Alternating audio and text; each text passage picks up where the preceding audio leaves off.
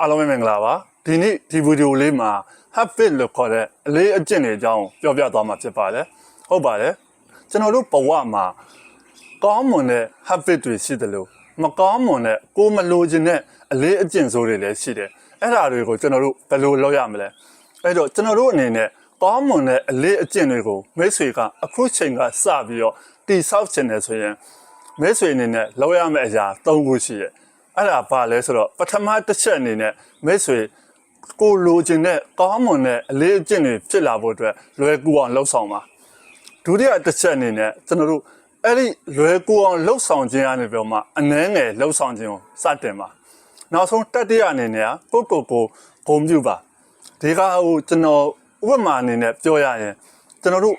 ဘဝတိုးတက်ပြောင်းလဲဖို့အတွက်စာဖတ်ခြင်းကိုမွေးမြူမယ်ဆိုကြပါစို့ကျွန်တော်တို့စာဖတ်ခြင်းကိုမွေးမြူမယ်ဆိုရင်ပထမဆုံးအနေနဲ့ကျွန်တော်တို့အနေနဲ့စာဖတ်တဲ့အချိန်မှာအခက်အခဲရှိနိုင်တယ်အဲ့တော့ကျွန်တော်တို့ဘယ်လိုလုပ်ရမလဲစာဖတ်ဖို့အတွက်ကျွန်တော်တို့အရင်ဆုံးစာအုပ်နဲ့နီးအောင်လုပ်ရပါမယ်စာအုပ်နဲ့နီးမှပဲကျွန်တော်တို့ကစာဖတ်ဖြစ်ပါလိမ့်မယ်အဲ့လိုစာအုပ်နဲ့နီးသွားပြီဆိုရင်ဒုတိယတစ်ဆင့်အနေနဲ့ကျွန်တော်တို့အနေနဲ့အနည်းဆုံး9မိနစ်နောက်ဆုံး10မိနစ်အဲ့လောက်ကတော့စာဖတ်ပါမယ်အဲ့ဒီလိုလုံနိုင်ပြီဆိုရင်တတိယအနေနဲ့ကိုဂုဏ်ပြုဖို့လိုပါတယ်ငါဒီနေ့ဒီဟာကိုလုံနိုင်ခဲ့ပြီငါဒီနေ့ဒီဥစ္စာအောင်မြင်ခဲ့ပြီဆိုတော့ကိုအတိမတ်ပြုဂုဏ်ပြုခြင်းကိုလှုပ်ဆောင်ဖို့လိုပါတယ်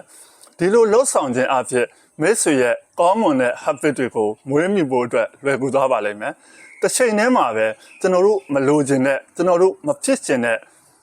habit အဆိုးတွေရှိတယ်အဲ့ဒါတွေကိုကျွန်တော်တို့ဘယ်လိုဖျောက်ရမလဲပထမဆုံးတစ်ချက်အနေနဲ့ခက်ခဲအောင်လုပ်ဖို့လိုတယ်ဒုတိယတစ်ချက်အနေနဲ့ကျွန်တော်တို့အကျင့်အရေးအတွက်လျှော့ဖို့လိုတယ်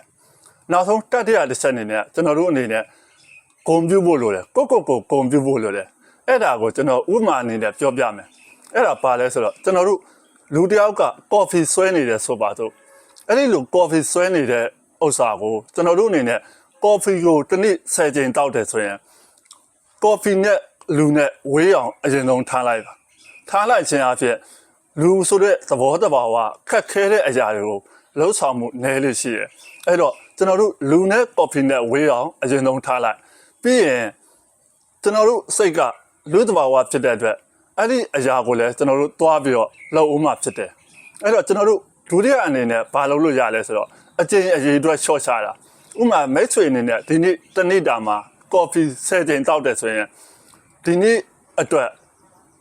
10ချိန်ပဲတောက်လိုက်2ချိန်ကိုရှော့ချလိုက်ဒါဆိုရင်မိတ်ဆွေအနေနဲ့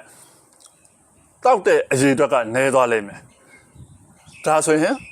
ကျွန်တော်တို့နောက်ဆုံးတစ်ချက်ကဘာလဲဆိုတော့ကျွန်တော်တို့ကိုယူလိုက်ပါအရင်နေ့က10ခွက်တောက်ခဲ့တယ်ဒီနေ့2ခွက်ပဲတောက်တယ်ဒါဆိုရင်ကျွန်တော်တို့အနေနဲ့အချိန်အရေးအတွက်နည်းသွားတာဖြစ်တဲ့အတွက်ဒီလိုတစ်ဆင့်ချင်း